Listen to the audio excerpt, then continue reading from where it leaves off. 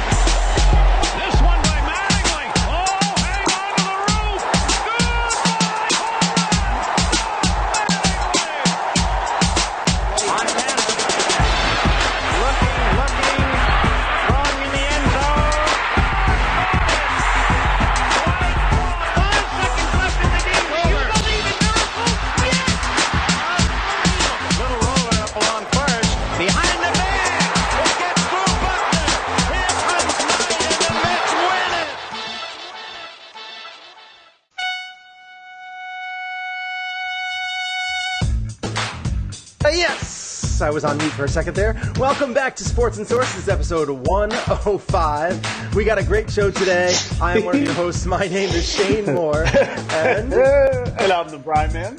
Yes. I'm not on mute. No, you were not. You were for a little bit, but you were smart enough to take it off mute before you started talking.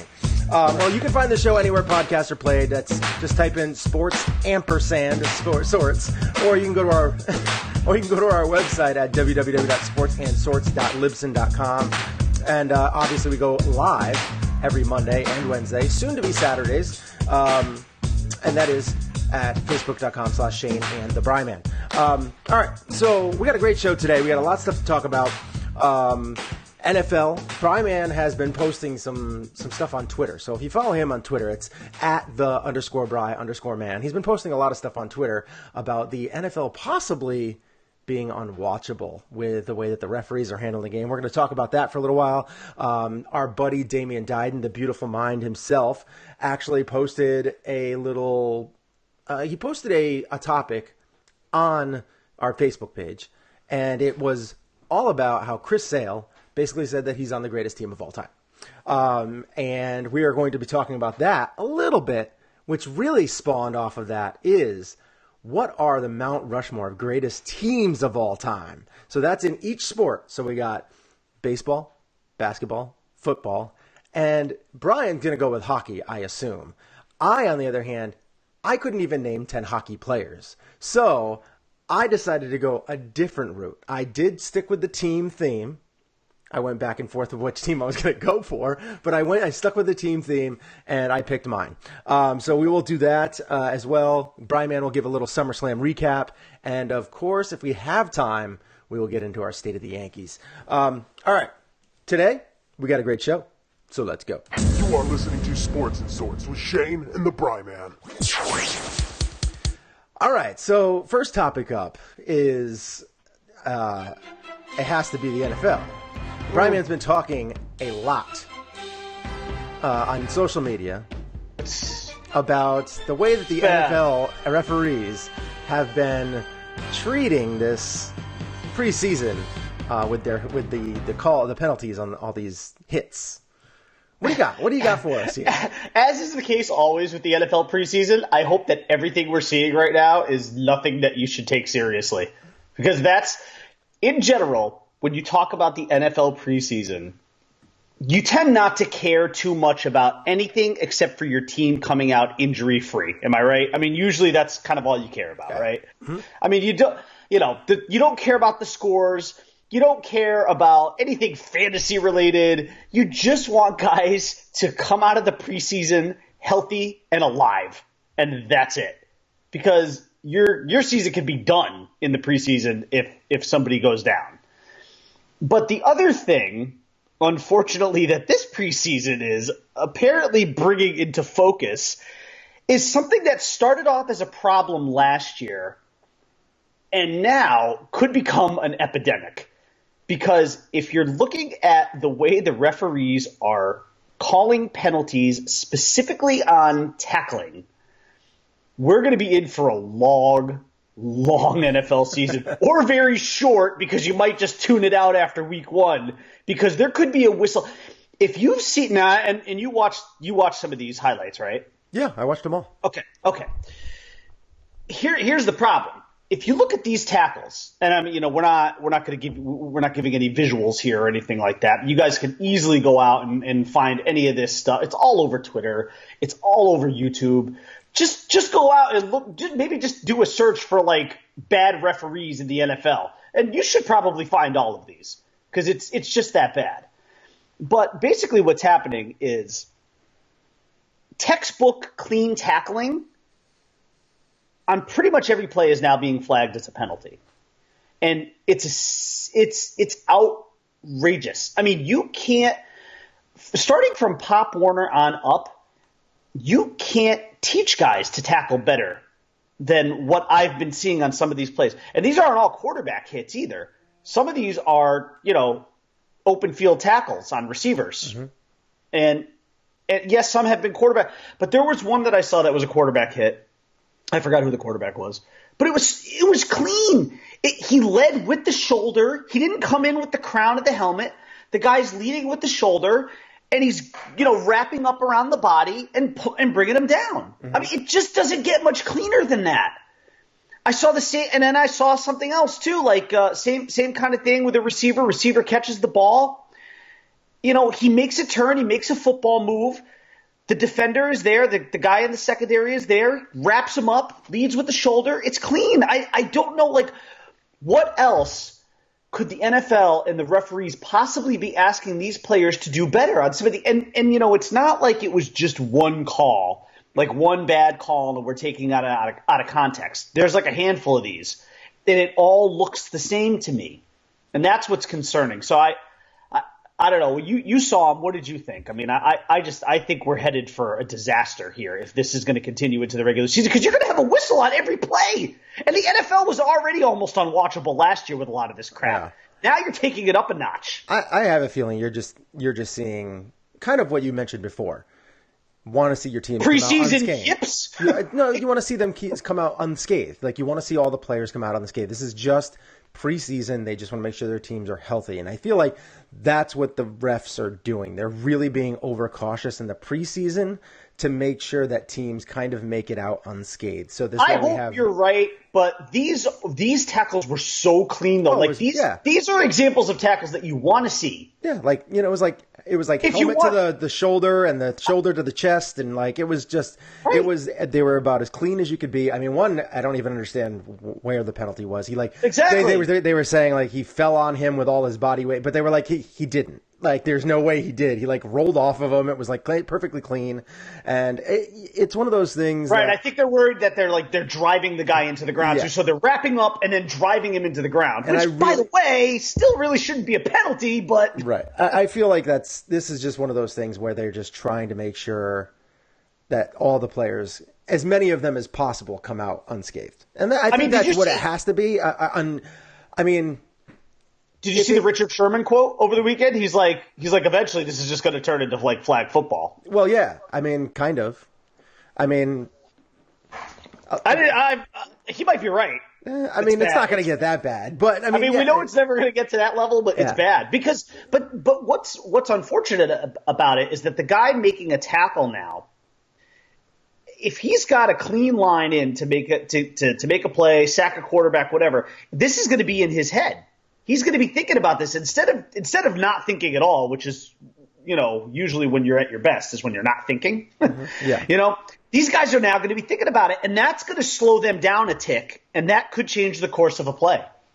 Yeah. I mean, that could mean a sack instead of a sack and a loss of downs or something like that. It could mean a completion and a touchdown. It could change a game, and you won't even really know it because it was all going on in his head. Yeah. And these guys are all going to be fighting each other internally now. I understand to an extent what you're saying, but I also think that it's setting a really bad precedent here. Yeah, I'm not because I'm not worried about it as of right now. It's just not something that I'm overly worried about. I have a feeling that this is just all precautionary, and they're just trying to make sure they're on schedule. I think they're also trying to implement some new rules like they always do every year.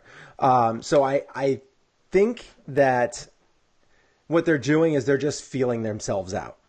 And on top of that, trying to make sure the game is safe as possible in the preseason, because we don't want to see the injuries to someone like, Eli Manning, who's supposed to come back and have this great year with this great team. And, someone like, you don't want to see Tom Brady go down, or, you don't want to see these top tier players go down and really just kind of totally change the league. I just think they're just trying to be precautionary. That's it. I think they're just being overly cautious. And when the regular season starts, you're going to get something similar to what you got last year, which is still not flag football-esque. But yeah, I mean, it's not like, the Lawrence Taylor. It was hard. It was hard to watch. Man. It was hard to watch last year. It was hard to watch last year. It really was. No, that's because you're a Dolphins fan. Well, not only that, but I tuned out of a lot of those games pretty fast. But I remember just because, as a fantasy football watcher, I jump all over the place and I'm watching games. Yeah. And it was hard to watch. I watched so many games where just so many, it's just like every other play, a flag is thrown. That hurts the continuity of the game too. It does. When it's killer. I don't know. I really hope that this is not a harbinger of things to come. All right. Well, I think unless anybody else has anything in the comments they want to say about this, about the NFL possibly being unwatchable because of all the calls that are being thrown out there, go ahead, throw it in the comments, and we'll address it a little bit later if you happen to step into this show a little bit late. But we're going to move on to another topic, and this is something, if I can find it. I thought I downloaded it somewhere. I might have. Did I put it in here by accident? No, I thought I had actually downloaded the actual comment that he did, but I didn't. So Chris Sale, the Yankees celebrated the 1998 World Series championship team this weekend. Yes. Yeah. And very good celebration. A lot of the players were all really happy about it, and they seemed like they had a blast. Yeah, it was fun. It was nice to relive it. Well, the Red Sox, Chris Sale, trolling like he is a master troll. He says, "I'm on the best team that's ever walked the planet." He says that on the day the Yankees are celebrating the 1998 World Series championship. So I actually was the one who posted it because Damien and I coordinated. Oh, did you? Damien, Did you? I just assumed it was him because he does the baseball stuff. Yeah. He usually does the baseball stuff. But I found that and I sent it to him and I'm like, you got to get this up on the page. He's like, I'm having lunch with my son right now. He's like, go ahead and do it. He's like, I'm sure your take will be different than mine. I'm like, no, not really. I'm like, mine's going to be a little bit more different than you would think. And that was my first thought was like, man, oh man, Chris Sale is a master troller because to say that when the Yankees, come on, listen, the Red Sox and the Yankees, the players, they know, they've got, they know what's going on. It's been well advertised that the Yankees would be celebrating this and, and I thought the timing of it was, I'm sorry, I don't believe it was coincidental. I'm pretty sure Chris Sale knew what he was doing there. You think? You think he knew exactly what he was doing? Of course he did. That was absolutely ridiculous. It's hilarious considering they're only 3/4 through their regular season. But that got us talking about what are the greatest teams of all time. So we decided to go that route. And we have not done a Mount Rushmore in a while. Yes, we have not done a Mount Rushmore in a while. I don't even know if I have a clip for Mount Rushmore anymore. I wonder if I do. Let's see. No. Oh, I could just use this. You don't have Hail to the Chief anywhere? I don't think so. I've had so many things over the course of time that it's like impossible to This find. one is fine. This one's okay. I think Hail to the Chief would be. I know I used to have it. We've played it before. Actually, could you pull the clip from the movie Dave of him singing Hail to the Chief when he's in the shower?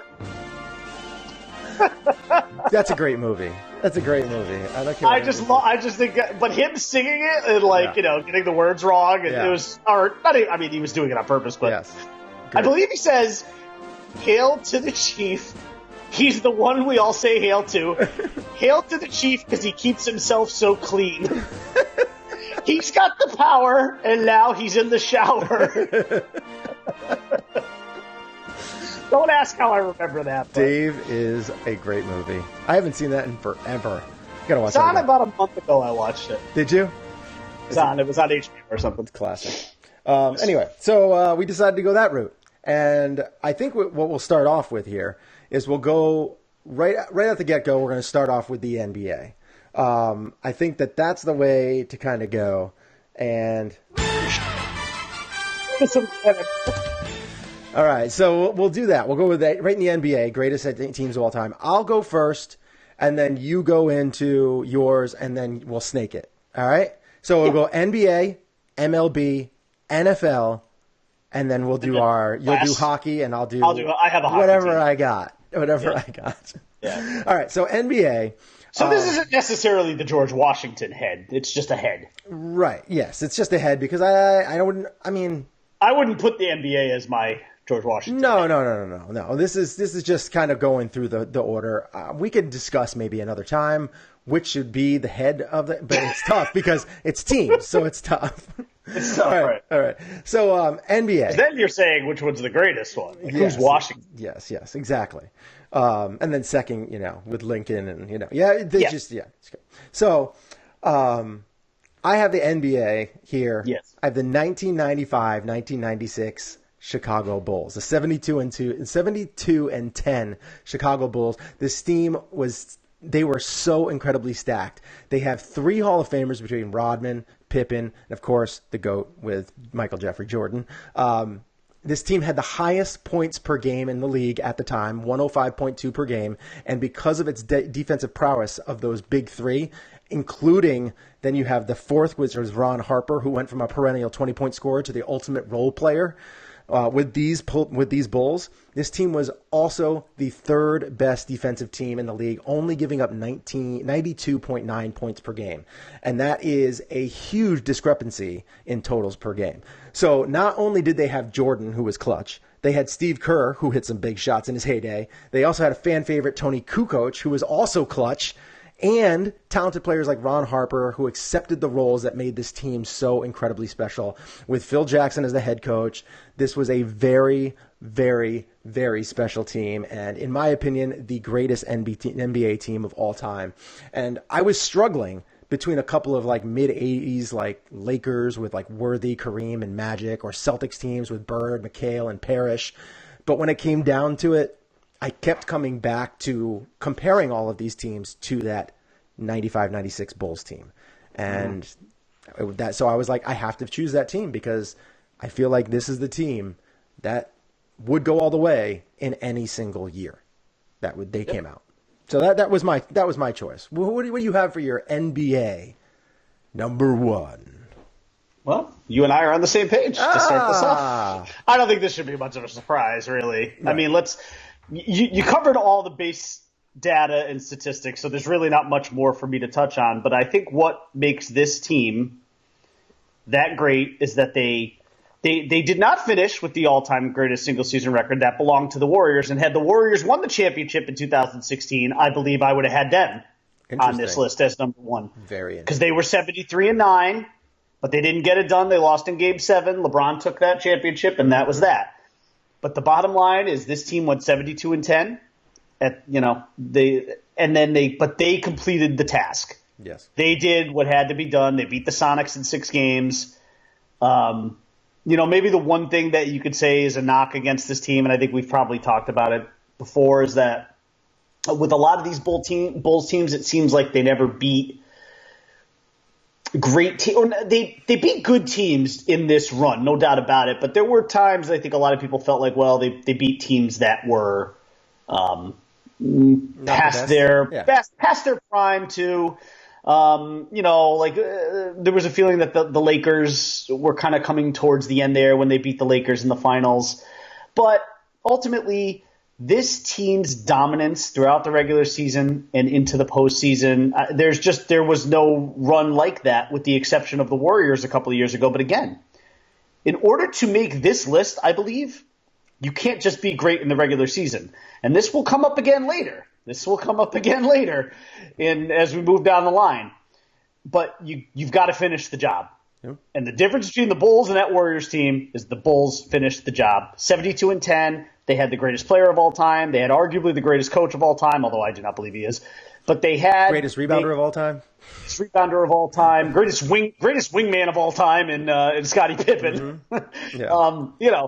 Stacked Hall of Famers and role players that oh my God, the only other team I could think of with role players this deep were some of the Spurs teams, especially the beautiful game Spurs team that won a few years ago, who I would have also had in probably the top 6.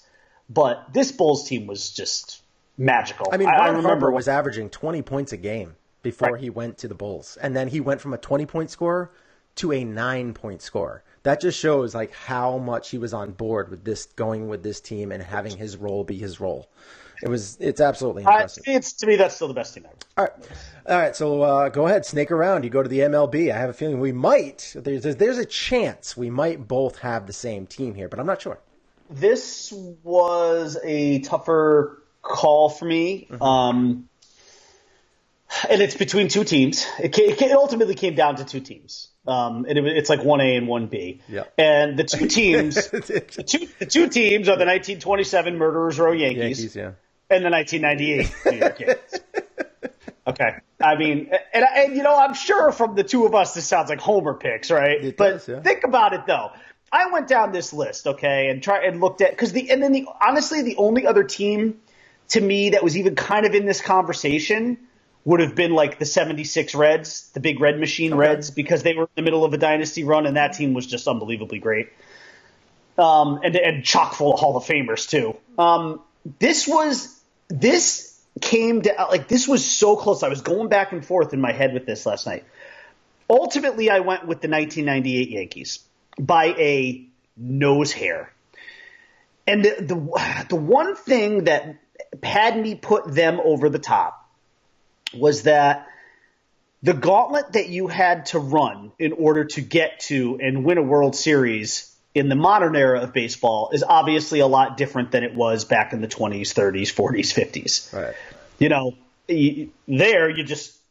You won your pennant, you're in the World Series, you win the World Series, it's over. This one, you had to win 3 rounds. It was just a lot tougher of a run to get to, and things can happen. It's even harder now with the wild card playing game because in this era, you could theoretically have to win 12 games to win a World Series. So, who knows if the Yankees had won Game 7 last year against Houston and then had, gone on to L.A., maybe they beat the Dodgers, but it would have taken them 12 postseason wins, which would have been unprecedented. True. That would have been the first team to ever have done it. Mm-hmm. Hopefully they'll be the first team to do it this year, but because they're going to have to. But if you look at that team, though, this Yankee team, and I can't speak to the 1927 Yankees because none of us grew up with that. We never knew, we didn't. All we never we've seen saw is paper. But I remember the one thing I remember about the 98 Yankees, because you used to read stories about it and you've seen it in Yankeeographies and stuff like that, was just this team went into that clubhouse every game day and said, we have to win. We have to win today. It was like 162 seasons for them. Mm-hmm. Every one of those games was like a mini season for them. And they hated losing. And remember, they got off to a 1-4 start. All hell was breaking loose. Torrey was immediately on the hot seat after a handful of games. And Torrey, and I remember, Torrey sits down with the team. I think it might have been in Seattle. Had a talk with the team. With his fireball in his mouth. Straighten him out. Drinking his herbal tea. Straighten them out, and then they went on a run that was just unbelievable. I mean, when they finished the season overall 125-50, you're talking a staggering 75 games over 500. Yep. I mean, they finished the regular season 114-48. Not the greatest regular season ever. That belongs to the Mariners. That's like a little Trivial Pursuit question of the Mariners in 2001. A little footnote. But great regular season team. Great regular season team. Tremendous. All those wins for nothing. But listen, this team was stacked. I mean, first of all, the rotation: Wells, Cone, Pettit. El Duque was like their 4th starter. Oh. Hideki Irabu was a starter at one point. Ramiro Mendoza was a starter at one point. He was into the pen. But then, the lineup, too, was just unreal from top to bottom. Knobloch, Jeter, O'Neill, Bernie, Tino, Posada, Brocious, Chili Davis. I mean, it went on. And then the bullpen, Nelson, Stanton, Graham Lloyd, Rivera. I mean, it was just Ramiro Mendoza we talked about. Darryl Strawberry was like a pinch hitter. It was a DH. It was a DH. Yeah, no, he was a DH. But I mean, 24 bombs. That team was just – but that's like the point, right? Darryl Strawberry hit 24 home runs, and he was just like he wasn't an afterthought by any means. In fact, if you remember, he had colon cancer that year, and the team really rallied around that in the postseason. And like any great team, they were tested because they were down 2-1 to Cleveland in the ALCS. And that was in the back of their heads because Cleveland had eliminated them the year before, and they had never gotten over that. They were still. I bet you some of the Yankees who are on that '97 team are still pissed today about losing that series to Cleveland. About that, they probably still. I'm sure Mariano has nightmares about that Sandy Alomar home run because there were never. There. Keep in mind, there's like only two guys I think in the history of the postseason that Mariano Rivera has ever surrendered home runs to. Yes. And one of them is Sandy Alomar. If you can guess the other one, I'll be really impressed because it's not who you think. But bottom line, that team, that 98 Yankees team was stacked. They hated losing. They went 11-2 in the postseason. The only two losses were to Cleveland. They were challenged. They overcame the challenge. In fact, it was El Duque in Game 4 who, stepped up, evened that series up. And, hey, look, we'll never see a season. I don't know if we'll ever see a season like that again. It could be this year. Hopefully not, because that would mean Boston wins it. And Chris Sale's prediction comes to fruition, which none of us want to see. He's on the deal again, so he should probably. Damien wants to see it, I'm sure. But the bottom line is, top to bottom, that team was just unbelievable. And I do not believe in my lifetime we'll ever see anything quite like that. Well, it's going to be tough to do because I have the 1998 Yankees as well. I mean, this is, like you said, this is kind of a homer pick. But you know what? It's a homer pick I think it's justified. This team, like you said, it was the most amazing team that I have ever seen play. And it's pretty much the same team that got had a disappointing 97 season by losing to Cleveland. But they came back and said there was only one thing on their mind, and that was to win a championship in historic fashion. They just wanted to go out and dominate, and they did. Like you said, the offense was stacked. They had every member of their everyday starting lineup had an on-base percentage of over 350. Every single one, from 1 through 9. Yeah. And they also had accumulated more than 200 walks than the second closest team in the league. Yep. So that, and then on top of that, they also had the best ERA in the AL as a team. This is a team that was so incredibly stacked on both sides. You had, obviously, Jorge Posada, Tino Martinez, Knobloch, Jeter, Brocious, Curtis. Chad Curtis was kind of a throwaway, but the dude had 10 home runs. He had 21 stolen bases. He had an on-base percentage of 355. Bernie Williams, who's a stud. Paul O'Neill, stud. Darryl Strawberry, stud. He had 24 bombs that year and only 345 plate appearances. That is incredible. That's like a full season. You're talking 45 bombs. And then you had Tim Raines coming off the bench. Luis Sojo. He was awesome to watch. He's kind of like Torres is now. He's kind of like that guy. You had Chili Davis, like you had mentioned. It was just a tremendous team. And then, of course, the rotation with Pettit, Wells, Cone, Arabu, Hernandez. And Hernandez is probably one of he might be my favorite Yankee pitcher of all time. Loved El Duque. He's one of my top 3. So incredibly clutch. It's either him or Cone for me. Yeah, and Cone, and Mariano are basically my. And El Duque, he was the most clutch pitcher you'd ever see. He felt no pressure. Nothing. It didn't register to him. And he ended up striking out. I can't remember what the batter's name was, but he ended up striking out a guy with they were on set to lose. They had 2 men on, and he went in and threw a pitch. He just worked on a changeup for a week. And that's it. And that's what he struck the guy out with. Talk about having no fear. So anyway, and then Mariano Rivera. This is probably his worst season as far as complete dominance, kind of, because he had a 1.9 ERA, but he had 61 in the third innings pitched and only struck out 36 batters. That is that's crazy. A 5.3 per 9. Yeah, that's that crazy. That never happened. He was always 8 to 10, somewhere in that realm. Yeah. And it just means that he was just sawing handles like left and right, with that cutter, just breaking bats. So I don't know. It's just, for me, watching that team, I never believed that they were going to lose. I just watched that team, and even if they were down by 3 or 4 runs, I was like, they're going to come back and win. I just had no fear with that team. And that was even in the postseason. Like, yes, Cleveland kind of scared you a little bit, but overall, nope. I was like, no, it's not going to happen. There's no way. No way it's going to happen. And, sure enough, it didn't. Yep. All right, so now we're going to move on to the NFL. We'll head back to the NFL.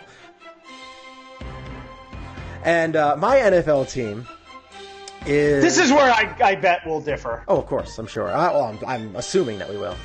My NFL team is the 1989 San Francisco 49ers, 14-2 Super Bowl champs.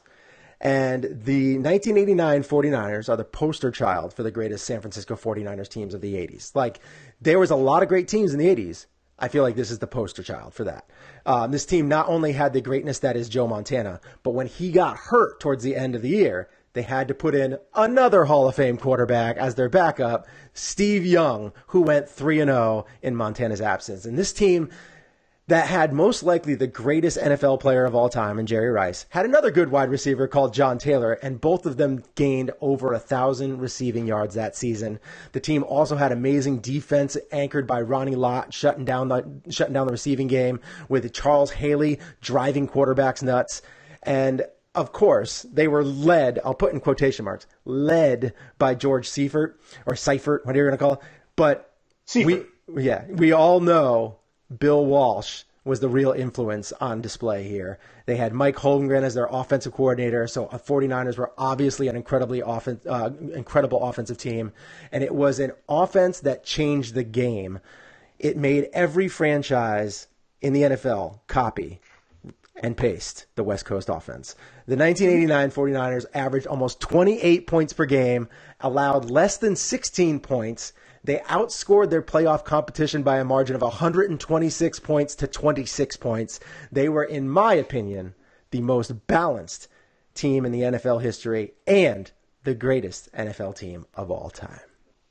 I'm going to make this real simple. By the way, that was my number 2 team, the 89 49ers. Okay. So we weren't that far off. All right. And I know this is going to come off as a homer pick, but you know what? You can't argue. You can't argue with perfection. You can't. You can throw any argument you want at me, and I'll just keep throwing back at you. 17-0, 17-0, 17-0. It's the only argument I need, Sean. In this case, it is, because you can't argue with undefeated. There is only one team in the history of professional sports. I mean, this happens in college all the time, but who cares about college? You don't even care about college. In the history of professional sports, one team has gone undefeated in the regular season and in the postseason. This and that isn't is a homer pick or anything, but the 1972 Miami Dolphins. And by the way, let's not just raise our eyebrows at this one and roll the eyes or anything like that. Mm-hmm. This team had a Hall of Fame quarterback, had a Hall of Fame running back, had a Hall of Fame coach, had the no-name defense. 72 perfect season. Has never been done before, has never been done since. Mm-hmm. The 2007 Patriots came close, but they lost in the Super Bowl. Thank God. Further proof that there is a God. But I'll tell you, and look, I never got to see that team play, but that team was phenomenal. I mean, because look, we've seen how hard it is, right? It's so hard to go undefeated. And I know that, they had one less game to win in the playoffs, and they had 2 less games to win in the regular season. Mm-hmm. So, but you can't really punish them for that, right? Can you really punish a team for rules that were in place at the time? I don't think you can. Bottom line is they won every game. Mm-hmm. They were, they weren't dominant. Actually, some people think the 73 team was better than the 72 team, but the bottom line is the 73 team lost 2 games. But this team had arguably the greatest coach ever. They had 2 1,000-yard running backs that season, by the way. Larry Zonka and Mercury Morris both ran for 1,000 yards. I mean, you wouldn't see that nowadays. I mean, the closest you might get would be maybe the Saints, like maybe Ingram and Alvin Kamara could possibly do that. Possibly, yeah. But that wouldn't happen this year because, Mark Ingram is suspended for 4 games. But bottom line, 72 Dolphins. This was easy for me. It was easy.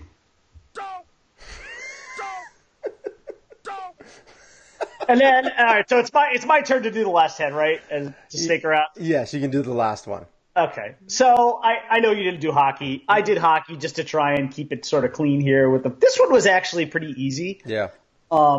It's the 1984 to 1985 Edmonton Oilers. Okay. Mid-dynasty team, completely stacked roster. I mean, just an unbelievably stacked roster. The greatest player of all time, Wayne Gretzky. Mark Messier, the great one. Paul Coffey, Kevin Lowe, stacked. Just an unbelievable team. They were, and that was part of a team that was a dynasty that won 4 cups together. Mm-hmm. There were some other teams for consideration on this list. I think I had the closest team I had after that I think was the 91-92 Pittsburgh Penguins. Because that was a really dominant team. You had Lemieux and Yager in their primes. They beat the Blackhawks, unfortunately, in the finals. I remember that kind of well. I remember because it was a pretty young Jeremy Roenick there losing that finals. But for my money, the 84-85 Oilers. I mean, when you have a team that had Gretzky, Messier, and Paul Coffey. And did exactly what they were supposed to do and did it 4 times.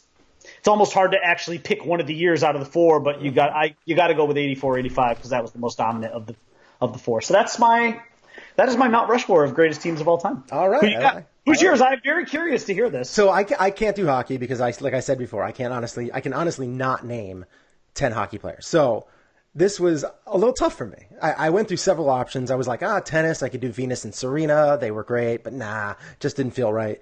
And then WCW, I could have went to the NWO, one of the greatest assemblances of wrestlers ever. Like, that was just phenomenal. But instead, I decided to go with a sport that I love, and that's golf. And it's the greatest Ryder Cup team of all time with my man, the Golden Bears' last appearance in the Ryder Cup, which was 1981, the U.S. Ryder Cup team. This is a Ryder Cup team. At the time of this event, the U.S. Ryder Cup team had a combined 36 major titles among them at that point in time. 36 major titles. When they were right now, all 12 of those guys have 49 total majors. You're talking Tom Watson with 8, Jack Nicklaus with 18, Raymond Floyd with 4, Johnny Miller 2, Lee Trevino 6, Tom Kite 1, Jerry Pate 1, Larry Nelson 3, Ben Crenshaw 2, Hale Irwin 3, Bill Rogers 1. The only guy who didn't have 1 was Bruce Letsky, and he finished second in the PGA Championship in '91 to John Daly, but he had 22 career wins, and he actually won 3 times in 1981. So you can understand why he was on that Ryder Cup team. So with all of that, you had all those players. They just completely destroyed the European team, 18.5 to 9.5. It was an absolute beatdown. Nicholas went 4-0. Nelson went 4-0. Tom Kite went 3-0-1. It was just an absolute beatdown. Trevino went 4-0. It was incredible. It was just a team to be forever logged in the history of Mount Rushmore. So for me, this is on that Mount Rushmore. I was like looking for the teams that I really wanted to do it, and I felt like this is just, when you look at on paper with Watson, Nicklaus, Floyd, Miller, Trevino, Kite, Irwin. I mean, Kite but he was a good golfer. And then Nelson, Irwin, like just the names that are thrown out there. So many majors. It's just incredible. And it was the Golden Bears' last time in the Ryder Cup, and I had to put him on that mountain. So I don't think we have enough time to do the wrestling SummerSlam recap right now, right? SummerSlam gets a C plus. It was good in the beginning. It started off great match between Seth Rollins and Seth Rollins and Dolph Ziggler to kick off the show for the Intercontinental Championship. After that, it went downhill. The ending was absolutely awful. The women's match between Ronda Rousey and Alexa Bliss. Ronda Rousey wins her first championship. Was just a lackluster kind of match. It was actually a dominant squash kind of. Rousey pretty much destroyed her. And then the main event, if you could even call it that, was I don't even want to. Who was in the main event? Roman Reigns and Brock Lesnar. Roman Reigns won. He got the Universal title finally off of Lesnar. But the way it happened, the way it went down was just. I give it overall C plus, which is a slight upgrade from what I gave it after my first initial thought, which was a C minus. But I went C plus.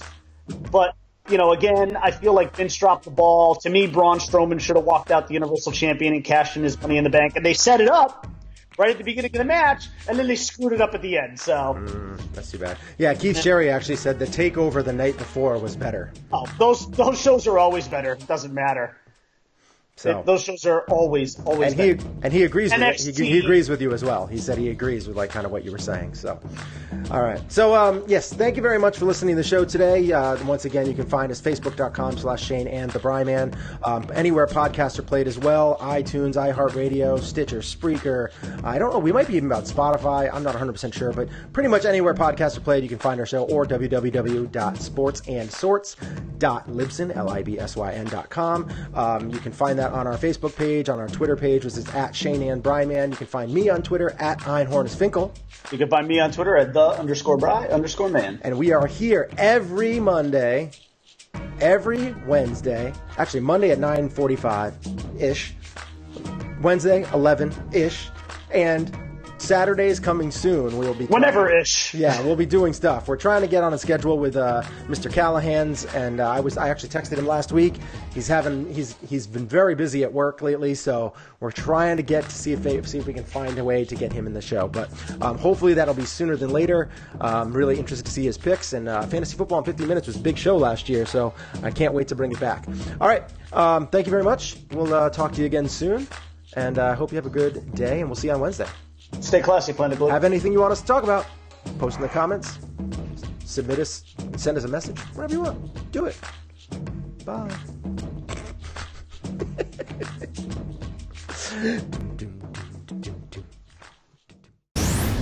You can find Sports and Sorts with Shane and the Bryman on iTunes or www.sportsandsorts.libsyn.com.